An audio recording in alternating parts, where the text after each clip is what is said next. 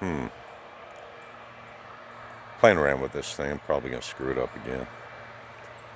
Um, Azaleas with tin cat. I'd done this earlier, about 15 minutes worth of a video that didn't upload the way I wanted to on YouTube. Not their fault. Um, I'm just not very good at this stuff apparently, or I just don't do it. So there's a learning curve involved. But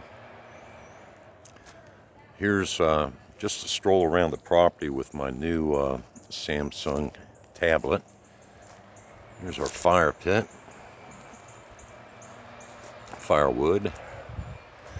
That fresh pile in the back's on my property, but it's my neighbor's. He's building the firewood shed there. You notice Daisy, she tries to act like she's doing something when I come out here with her. Come on, Daisy. Come on, girl. Yeah, she's doing real well. I had a problem with her. She wouldn't do anything until I told her now. And I finally broke her of that habit. And well, now I have to say pretty please, so it didn't work exactly the way I'd intended, but something anyway. Change is good, right? No image stabilization here, so it just is what it is.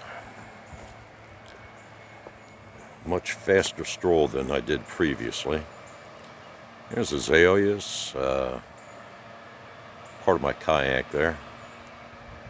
Take you up on the deck here and get a little look at what we have up here. This is the 4th of April.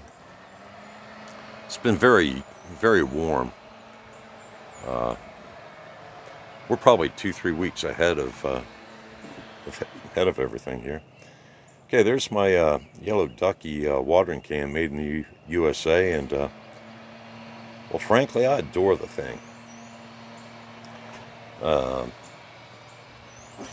Bell peppers. It's mostly basil and some thyme in there. Pansies did very well late in the winter. They kind of struggled early on, but I get all of my annuals when they're kind of stressed out and on clearance, and I bring them back.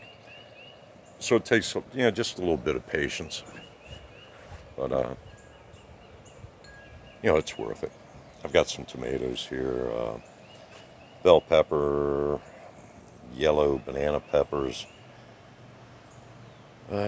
lettuce, spinach, some onions.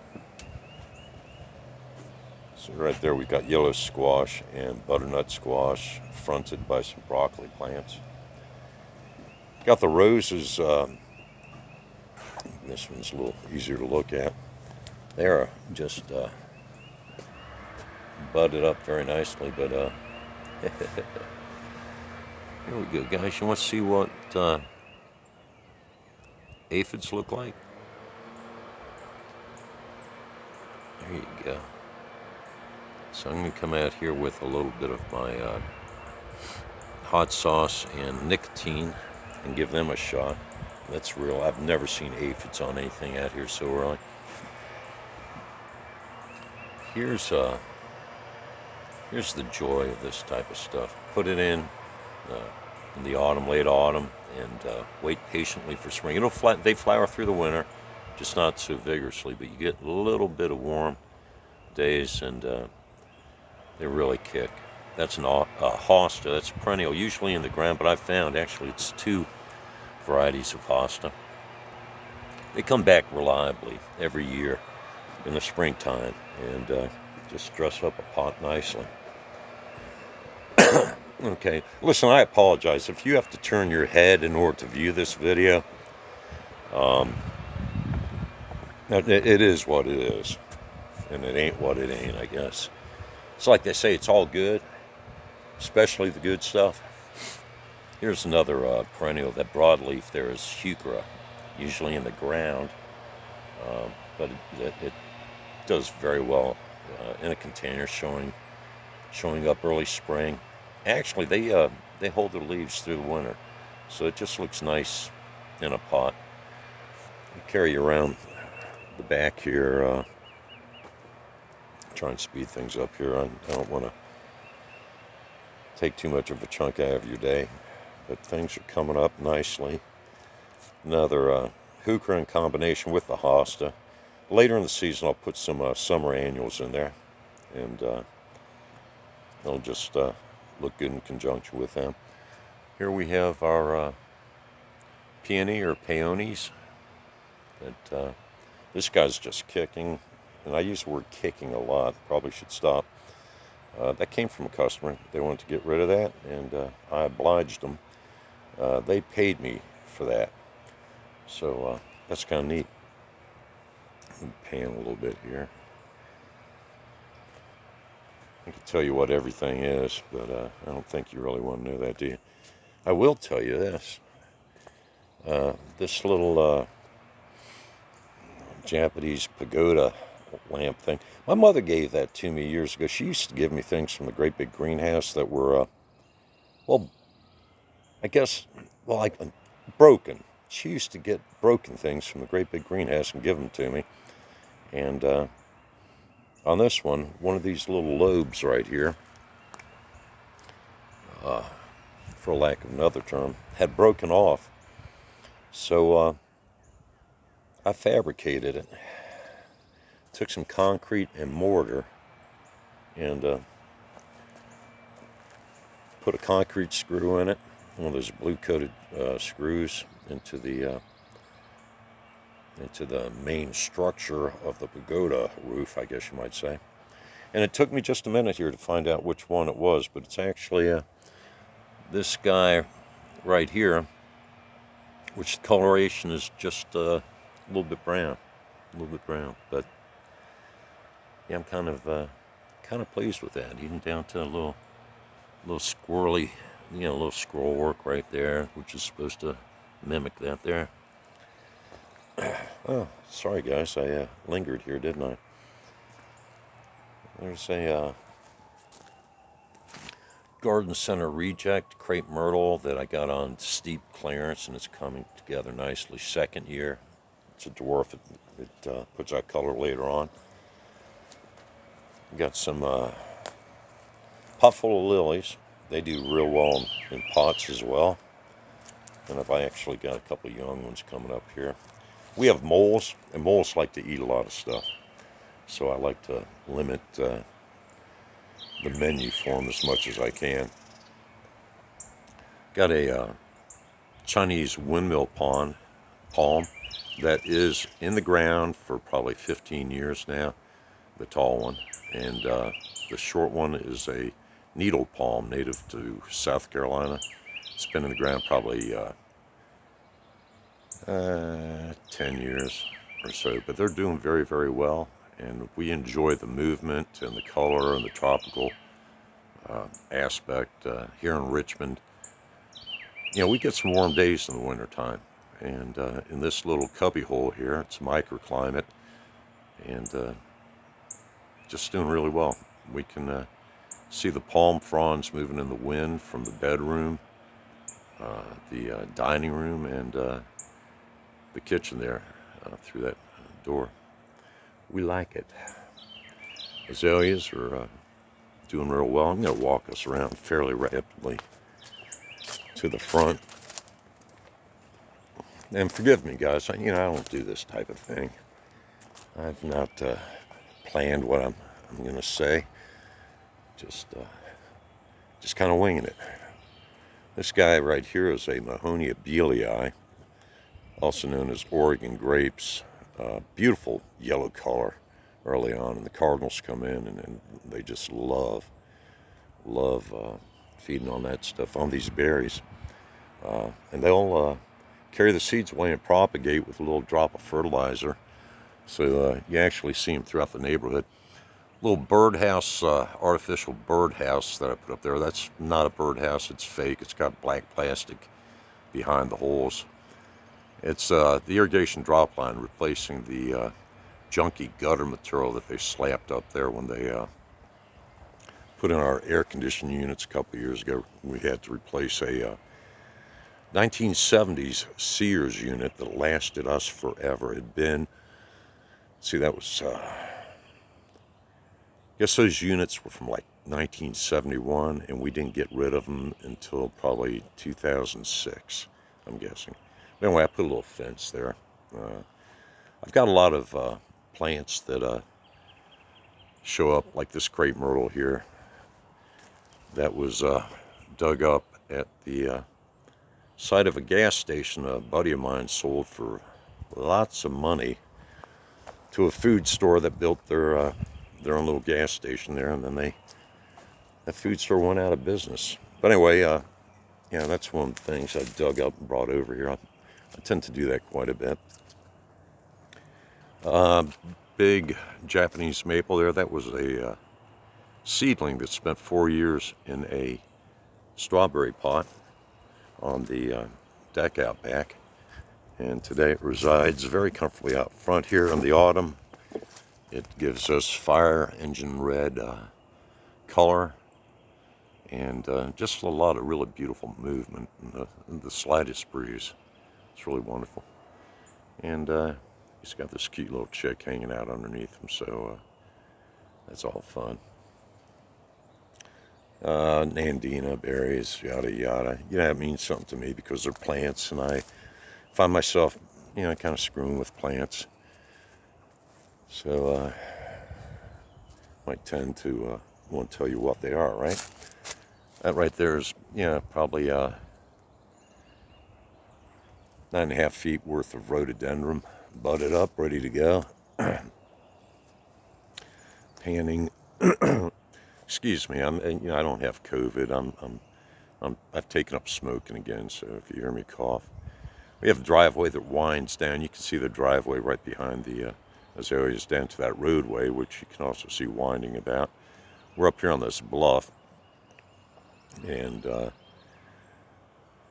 a lot of stonework. Initially, they piled stones around. Let's put it that way. It sounds too finessed to say I've done a lot of stonework.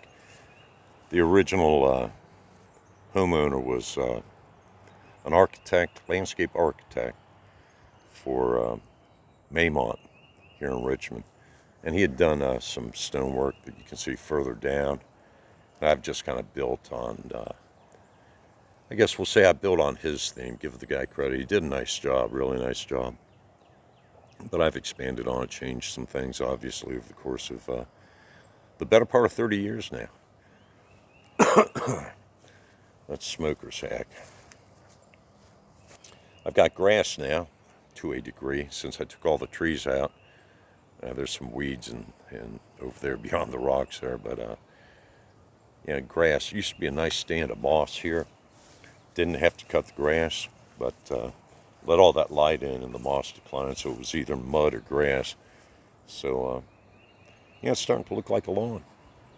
Well, that's okay. Again, beyond the driveway there, it drops down to a kind of a fun little creek. That tree right there with the orange bark, that's a crepe myrtle that was going to get trashed at a job site. And 20 years ago, I put it in the ground. Struggling little thing, but it's vibrant and happy now. Here's another crepe myrtle here that it's a variety that's a little more cold sensitive. And we had a cold winter 2 or 3 years ago, and it knocked it just killed it to the ground, so I cut the trunk. And these suckers are coming up, and over the course of years I'll kind of thin and pick which ones I want to come up and form a nice tree again. This one flowers just nice red color, and that guy right there, he puts out these beautiful white blossoms there at the very top. You can't see the tip of the branches up there, but it's pretty high up, and just a good splash of white up there. Here's the front. I've got to do a lot of work in here. Those boulders are, came out of the ground 3 months ago, and just kind of threw them there. But azaleas, front of the house. That's an old German goat cart, actually. that I found up underneath the house here when we moved in. And that thing's worth about $300, I understand, but I kind of like it out there. If I get a goat, got something to give it to do. And so anyway, I'm enjoying this. Kathy's enjoying it. We've got a lot of time that needs to be spent at the house here because of this COVID, Chinese flu. Somebody called it the Chung flu, and I kind of like that. But anyway, we are just so fortunate to have a dog and quite a bit of property to occupy ourselves during this period, and of course a house that could stand some paint and some other things. But anyway, here's another little area that needs to be tightened up. But anyway, so they do giveaways on YouTube and stuff. Like if you can count the number of times somebody says or whatever, coughs. No, never mind. I'll edit that out of here. But yeah, it's kind of cool. Kind of cool. Welcome to Chateau Avignon here in Bon Air, Virginia. It's all right. Here's the, this is really cool. I love this. This thing is probably about, I'm thinking 15 years old now.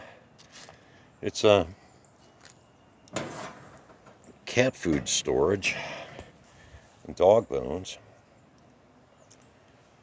But you can use it for a grill too. And I thought that was kind of neat. And I like multitasking. I like things that lend themselves to diverse usage. And I guess I'm going to let you guys go now. I mean, you're probably not hearing this. You've probably just hit stop, delete, or on to better things. And